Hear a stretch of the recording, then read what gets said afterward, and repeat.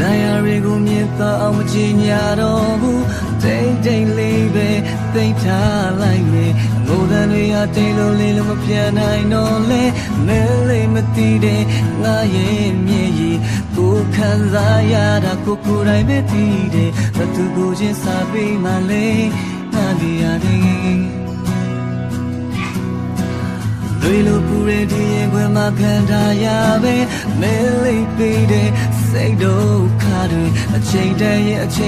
င်ပြန်လာပါလို့မိခွန်လေးတွေမိစေဖို့ကိုငါဘဝကိုမင်းလာလေပါတယ်ဆိုအခုဘာကြောင့်ထားခဲ့တာလဲငါတယောက်တည်းငယ်တဲ့ချိန်လေးပဲရှိရင်ငါချင်တဲ့မင်းကိုမစွန့်လို့နိုင်သေးလို့